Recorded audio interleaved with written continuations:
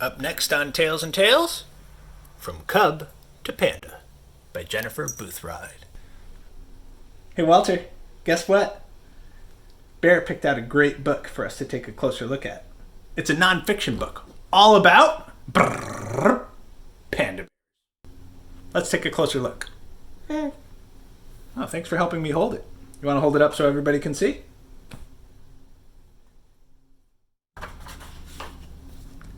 Start to finish, from cub to panda. Pandas are fascinating. How do they grow?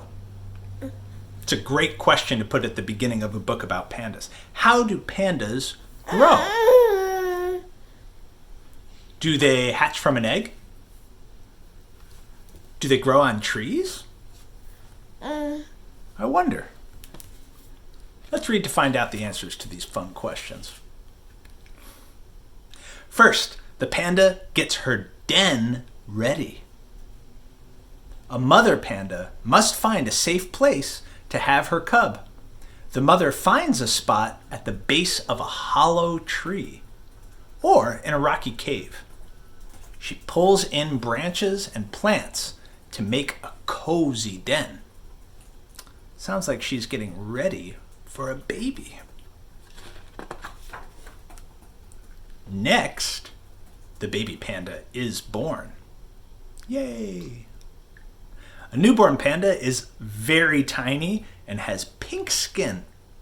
It can't see, or hear, or move. It spends most of its time drinking its mother's milk and sleeping. Hey, that's what you used to do when you were first born. I guess there's some similarities between panda babies and human babies like Walter. For the first few days, the mother never leaves the den. Wow. The cub grows black and white fur. Oh yeah. So they started out totally pink, right? Like we saw on the previous page. But sure enough, they grow black and white fur, just like their mamas. Light gray fur soon covers the skin, and then black hairs grow from the cub's face and legs. In a few months, the cub has all its black and white markings. Wow.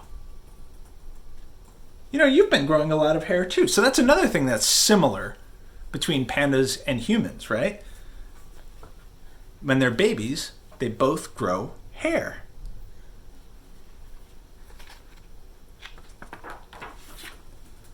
Soon, the cub opens its eyes. Wow, that must be such a magical moment when it first opens its eyes and looks at the world.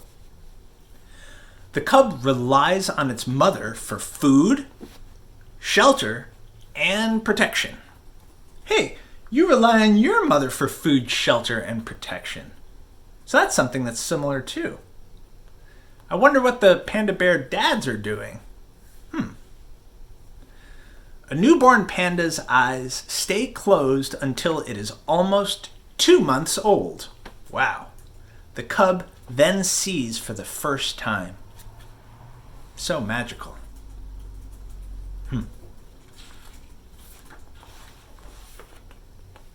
Then the cub explores its habitat.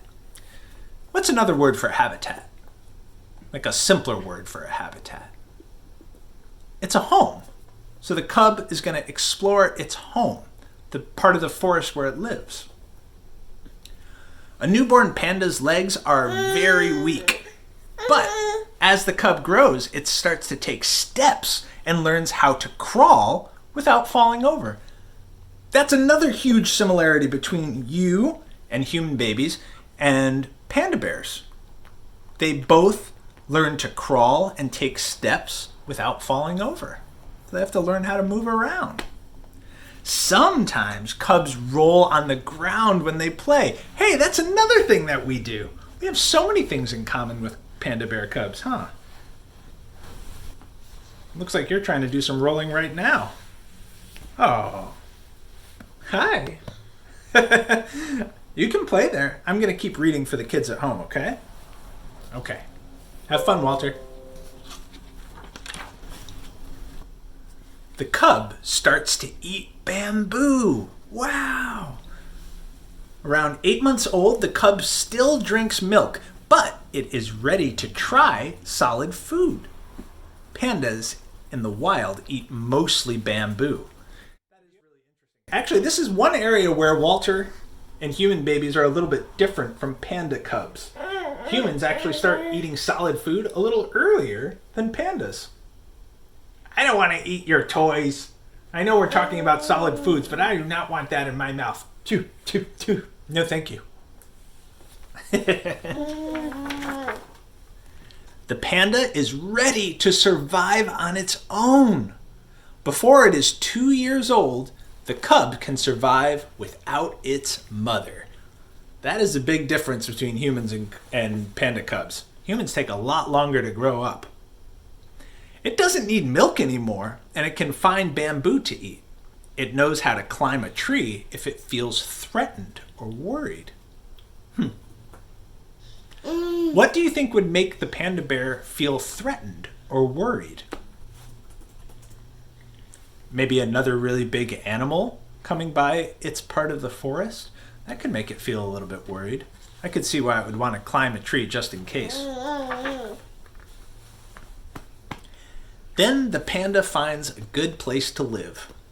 Pandas in the wild don't spend a whole lot of time with other pandas. They wander around to find their own place with food and water. Two things that everything needs to live, right? They mark the area with their scent to let other pandas know not to stay there. Like, this spot's taken. This is my patch of the woods. I suppose pandas believe that good fences make good neighbors. Finally, the panda can have its own cub. Wow! So that little baby grew up and became an adult panda, and then it can have babies or cubs of its own. Pandas are usually old enough to have cubs when they are 5 years old. Are you going to be ready to have babies when you're 5 years old, Walter? I don't think so. But panda cubs are not born often. People work to protect panda cubs to make sure pandas live for many years to come.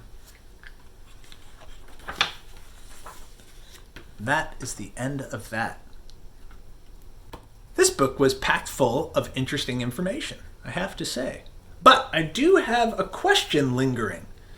I remember earlier on in the book, we were reading about the mother taking care of the baby, and I asked myself, where are the male pandas? I didn't read anything about the male pandas. Do they help take care of the cub? If they don't, what else do they do? I guess we'll have to look to another source to answer those questions. That's okay. Sometimes when you read a really good book, like From Cub to Panda, it leaves you with more questions, and it leaves your curiosity in an even bigger state than it started, and you have to go find more books. That's not a problem. I work at the library. I can find more books on pandas, no problem. Want to say goodbye, bud? Bye-bye.